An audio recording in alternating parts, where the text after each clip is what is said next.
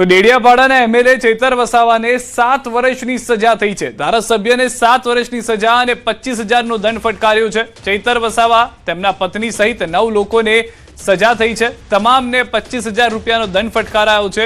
Narmada sessions કોર્ટે આપ્યો છે ચુકાદો। જંગલ ખાતાના કર્મી પર હુમલાના કેસમાં સજા થઈ હોવાની જાણકારી છે। ચેતર વસાવાને સજા બાદ જેલમાં લઈ જવાયા છે। 7 વર્ષની સજા પર ચેતર વસાવાની પ્રતિક્રિયા। આજે કોર્ટ દ્વારા અમને એક સજા ફટકારવામાં આવી। કોર્ટની જે પણ સુનાવણી છે તેનો આદર કરીએ છીએ। આગળ વકીલોની સલાહ લઈશું। મને ન્યાયતંત્ર પર પૂર્ણ ભરોસો છે। હવે અમે ઉપલી કોર્ટમાં અપીલ કરીશું। ચેતર વસાવા સહિત તમામને વડોદરા જેલમાં ખસેડાશે। 9 આરોપીઓને વડોદરા સેન્ટ્રલ જેલમાં ખસેડાશે। ચેતર વસાવા હવે પાક્કા કામના કેદી થયા છે।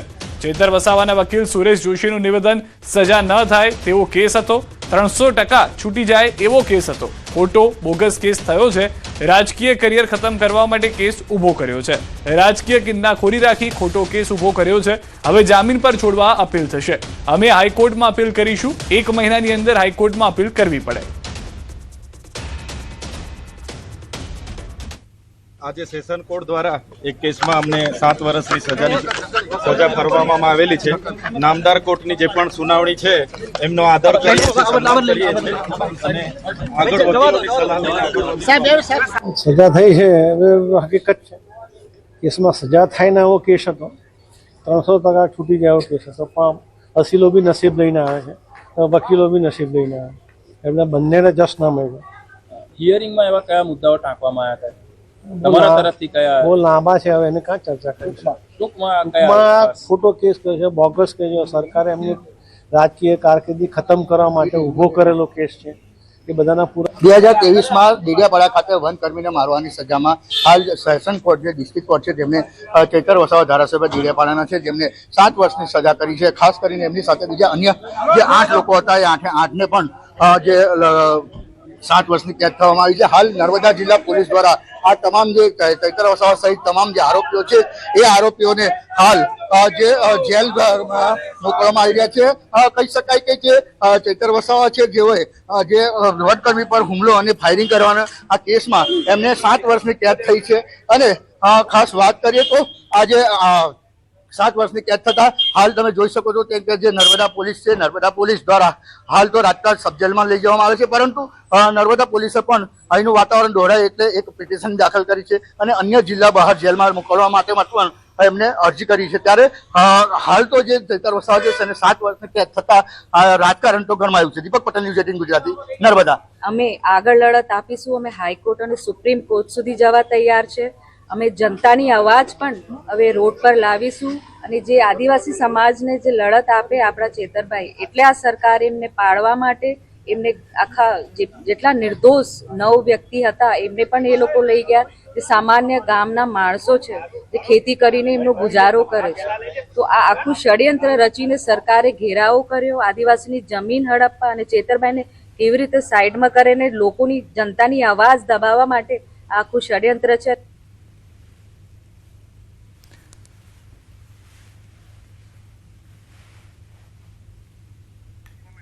તો ચેતર વસાવાને 7 વર્ષની સજા ફટકારવામાં આવી છે। તમામને 25,000 રૂપિયાનો દંડ ફટકારાયો છે। 5 પુરુષ આરોપી અને 4 મહિલા આરોપીને સજા થઈ છે।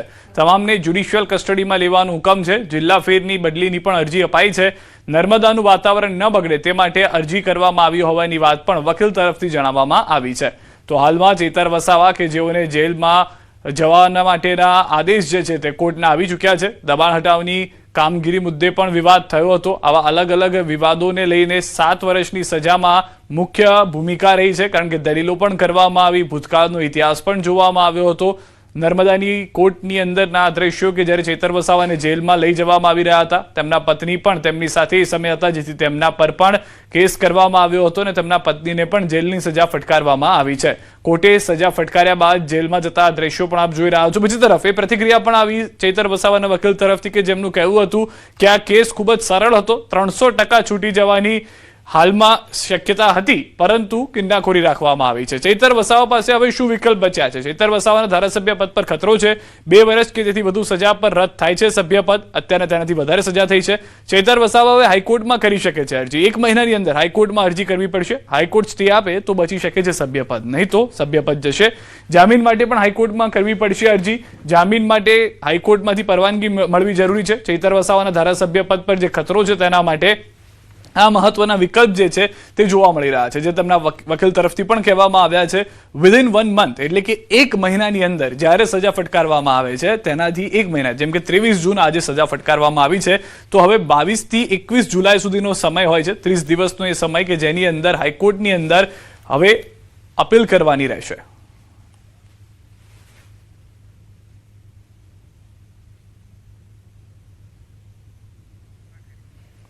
તો ચૈતર વસાવાને સજા મામલે હાલમાં વકીલ તરફથી કહેવામાં આવ્યું છે કે જે 7 વર્ષની સજા છે, 25-25 હજારનો દંડ ફટકારવામાં આવ્યો છે, અને મામલો શાંત રહે, કેમ કે આસપાસના વિસ્તારનું પણ વાતાવરણ ન ડહોળાય તે માટેના પણ પ્રયાસ કરવામાં આવી રહ્યા છે. કાર્યવાહી ચાલી જતા આજ રોજ નામદાર કોર્ટે 7 વર્ષની કેદની સજા અને 25,000 રૂપિયાનો દંડ જાહેર કર્યો છે. અને તમામ 5 જે પુરુષ આરોપી છે અને 4 સ્ત્રી આરોપી છે, તમામને રાજપીપળા કોર્ટમાં આપણે રાજપીપળા જેલમાં આપણે જ્યુડિશિયલ કસ્ટડીમાં લેવાનો હુકમ કર્યો છે હાલ. અને એમાં અરજી આપવામાં આવી છે કે જિલ્લા ટ્રાન્સફર માટેની અરજી પણ હાલ આપી છે, કારણ કે આ જે મેટર છે એ મેટરમાં જો અહીંયાની જેલમાં રાખવામાં આવે તો અહીંયા નર્મદા જિલ્લાનું જે વાતાવરણ છે એ એમાં તકલીફ પડે એમ હોય. તો ચૈતર વસાવાને સજા મામલે વલસાડના સાંસદની પ્રતિક્રિયા. સાંસદ ધવલ પટેલે કહ્યું, કાયદો કાયદાનું કામ કરે જ છે. એમાં કાયદો કાયદાનું કામ કરે છે અને આ બધી જ કાયદાએ પુરાવા જોઈને કોર્ટે આનો હુકમ આપ્યો છે અને આ રીતના કૃત્ય કરવામાં ચૈતર વસાવા માહિર છે. એમણે આગળ પણ 19 જેટલા ગુનાહિત કૃત્ય કર્યા હતા. તો ચૈતર વસાવાને સજાને પગલે વાંસદા કોંગ્રેસ ધારાસભ્ય અનંત પટેલની પણ પ્રતિક્રિયા.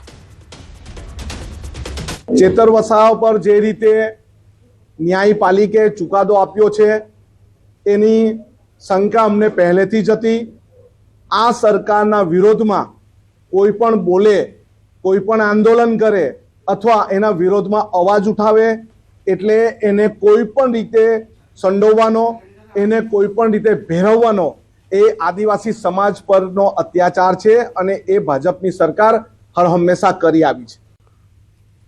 ટીડીયાપાડાના ધારાસભ્ય ચૈતર વસાવાને 7 વર્ષની સજા બાદ રાજ્યના રાજકારણમાં ગરમાવો આવ્યો છે. આપના ધારાસભ્ય ગોપાલ ઇટાલિયાએ આ અંગે રાજકીય ષડયંત્ર ગણાવ્યું છે. ચૈતર વસાવાની રાજકીય કારકિર્દી ખતમ કરવા માટે તેમને જેલમાં ધકેલી દેવાયાનો આક્ષેપ કર્યો છે. કે ચૈતર વસાવાને ફસાવવા માટે સરકારી તંત્રનો દુરુપયોગ કરવામાં આવ્યો છે અને કોઈ પણ રીતે ચૈતર વસાવા એની રાજકીય કારકિર્દી ખતમ થઈ જાય, એની રાજનીતિ બરબાદ કરવા માટે થઈ આ ષડયંત્ર કર્યું છે. પણ અમે આમ આદમી પાર્ટી, અમારી આખી ટીમ ચૈતરભાઈ વસાવાની સાથે છે. અને હવે વાત જૂનમાં જમાવટની.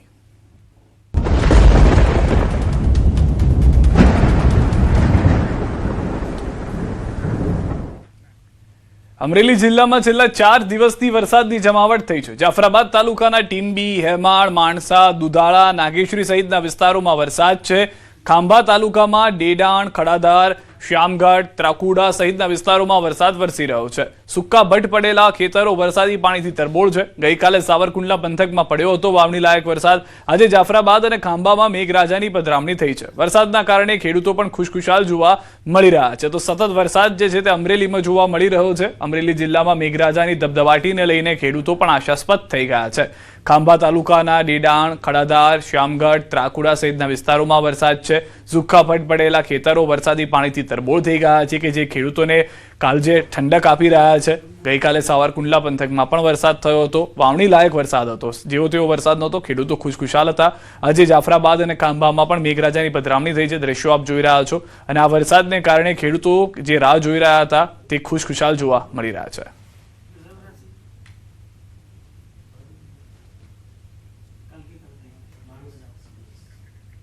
તો સાંજે 7 વાગ્યા સુધી વરસાદની આગાહી 18 જિલ્લામાં 7 વાગ્યા સુધીમાં પડી શકે છે વરસાદ. ગીર સોમનાથમાં વરસાદનું રેડ એલર્ટ, 12 જિલ્લામાં વરસાદનું ઓરેન્જ એલર્ટ, 6 જિલ્લામાં વરસાદનું યલો એલર્ટ. 10 કલાકમાં 12 તાલુકામાં પડ્યો વરસાદ. વલસાડના કપરાડામાં 1 ઇંચ વરસાદ નોંધાયો છે.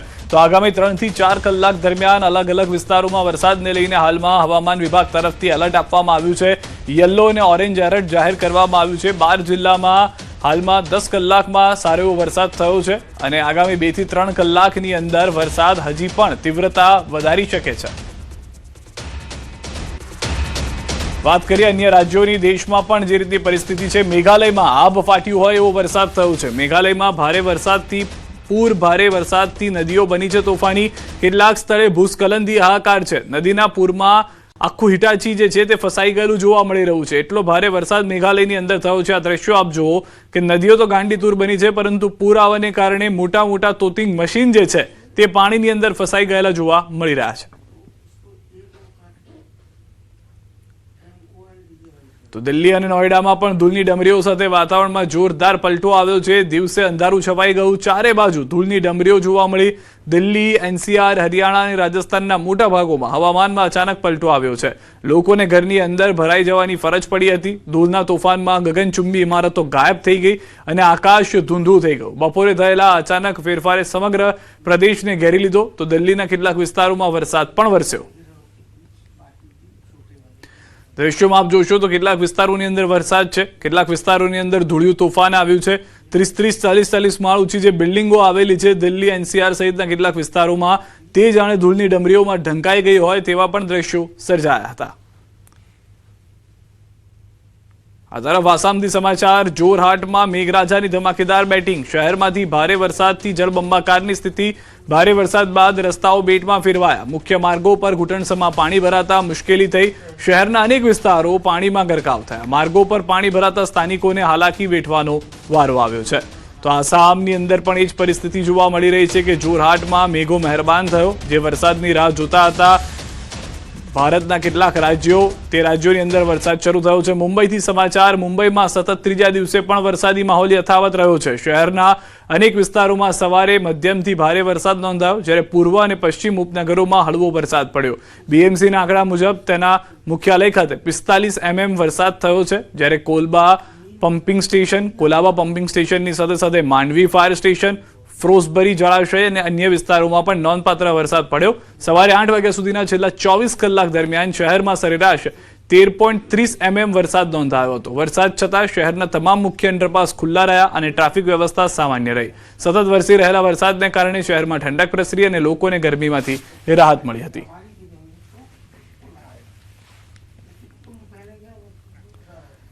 અને સમાચાર પર નજર કરીએ. પાટણના સમીના ભદ્રાળા ગામે ખેડૂતોની જમીનના વિવાદ અંગે એક સભા યોજાઈ હતી, જેમાં વડગામના ધારાસભ્ય જિગ્નેશ મેવાણી અને પાટણ જિલ્લાના કોંગ્રેસી નેતાઓએ હાજરી આપી હતી. સભામાં જમીનના મુદ્દા અંગે વડગામના ધારાસભ્ય જિગ્નેશ મેવાણીએ સ્ટેજ પરથી ફોનમાં પાટણ જિલ્લા કલેક્ટર પ્રશાંત જીલોવાનીને ખખડાવ્યા હતા અને જો યોગ્ય રીતે તપાસ નહીં કરો તો સસ્પેન્ડ પણ કરી નાખીશ તેવી ધમકી આપી હતી. आपको सस्पेंड करवाऊंगा कलेक्टर पाटण. आप हल्के में ले रहे हो ना, हल्के में ले रहे हो ना. दोबारा कलेक्टर की चैम्बर में बैठ नहीं पाओगे. किसी को हाथ लगाया किसी ने तो. Are you getting it? Is getting in your head. Give instruction to SP right now. Send police. I will screw you out. मैं ऑन द रिकॉर्ड कह रहा हूँ. I am not giving this on the WhatsApp call. Record पे लो है.